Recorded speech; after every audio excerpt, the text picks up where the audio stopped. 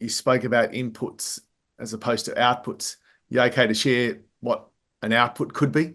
Yeah, I want to get bills out. That's, and so to me, getting bills out, strange as it might sound, is a more client-focused measure. I find this incredible. Accounting practices tell me we are really client-focused. And I say, okay, yeah, point out one KPI that you've got that's client-focused. And they struggle, right? So, well, how could you be a client-focused firm when none of your KPIs are client-focused? Now, strange as it might seem, I was saying before, is that I think getting bills out is client-focused because you're turning the jobs around quickly. It's a surrogate measure for, I get the jobs done in a much quicker period of time. Because instead of waiting for clients to get back to me, I use different methods to get the queries answered from the clients. We don't wait for partners or managers to review the file because we all know we've got to bill 150 grand this month, or we've got to bill 200 grand, or whatever the case may be. We know what we've got to bill. And I don't care what the chargeable hours of the person is. I just want to get those bills out because I know if I'm billing 200 grand a month, this practice is very profitable. Yes. But just racking up WIP to me is not. I want to be turning things around. I want to getting jobs out the door. To me, and so part of the key evidence of that is that getting the bills out the door. Now I know that some people are on retainer, clients are on retainers, but there's ways around measuring that. But yes. Yeah, but to me, I'm interested in outputs. I'm not interested in inputs. I'm not interested in. I might have a lean month this year chargeable. You might have a fantastic month, and it could be vice versa next month. As long as we're getting the jobs out, to me is, I had a practice many years ago now, and they had 3 managers in that practice, and they're about to promote one of them. And I said, why'd you choose him to promote? Oh, because he's got such a high chargeable percentage and the others don't. And I said, okay, why has he got such a high chargeable percentage? And they said, I don't know, he's just a very productive worker. And I said, well, that doesn't seem right to me. So do you mind if I go and interview him? So I went and interviewed him in his office, and there he was, and he had a whole stack of files in one of the old, this is before technology, and it had, big shelves, like a bookshelf behind him. And all these client files were in there. And I just sort of said to him, what's that client file? What's that one? Oh, that's a client file, a Hong Kong company, and they don't need their information till February. That's another one that doesn't need their information. I'm going, that stuff could be out to the other managers and we could be billing that. But no, he had to protect his chargeable hours. And he was the one that was going to get promoted. He was sitting on his hoarding stuff.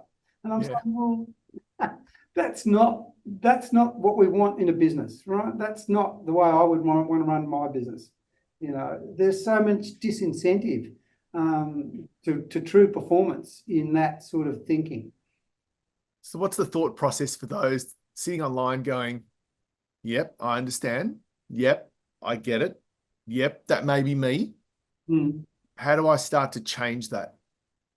Yeah, I think that comment is the essence of it. How do I start to change it? I don't think, I'm not a great believer in radical overnight change. I think that's doomed for failure.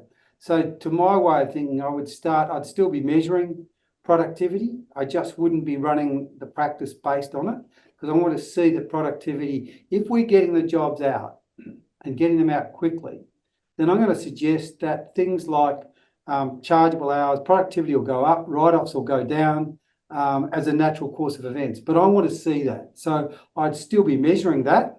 But my main focus would be got to get the bills out. Got to get the bills out. So what jobs are we going to complete this month? How do we know we're going to complete them? Let's ring the client, make sure we can get the information in time, blah, blah. If we can't, move that client to one side, put another one in, right? But we have to hit this turnaround time. And partners or managers can't sit on files for review. The culture of the place has to change. It has to change to become, we're all about output, not input, right? But we still measure the input. We still look at making sure those figures are going in the right direction, but we just don't drive people based on that. We're driving people based on getting bills out, and we become better and better and better at turning jobs around, getting work to flow. which is the essence of workflow.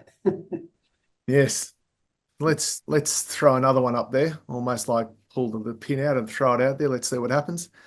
The managers turn around and say, well, I can't control what goes to the partner's desk for review, and they could sit on it for 3 weeks when I could have got all those files out this week. Yep. How do we start making that change? And that's, it's not solved by what I'm going to say, but that's part of the essence of a partnership model, in the sense that you can't challenge the guy that owns the business. You know, he doesn't have to. It's a bit as though, you know, we've seen this in some significant country. You know, I'm above the law. You know, you can't challenge me. You can't. You know, and I think that sort of thinking, you know, is endemic in a lot of partnership models. That, you know, I own this practice. You can't challenge me. You can't tell me what to do. Yep. And I've got a number of firms that are struggling with this because the partners are blocking the process, because the culture, we've all got to agree, this is what we're here to do. We've got to get this stuff out. We've got to turn jobs around, and we've got to do it efficiently. So is everybody on board, or yes, are only a few of us on the bus? Because if only a few of us on the bus, then yeah, we're driving the wrong bus. You know, it's just a waste of time. Yep. And so partners need to lead this charge. And that's where I think they need to be accountable as much as anybody else to the values of the firm, and to, you know, they're not above those values. They've got to fall in line and make sure that they are accountable for reviewing jobs, you know, whether that's setting a day, a week, or a day, you know, so that their staff know that the jobs come in, Thursdays are my days for review, or whatever it is. You know, there will be processes you can put in place. But partners have got to want to do it, right? They've got to make business decisions, not personal decisions.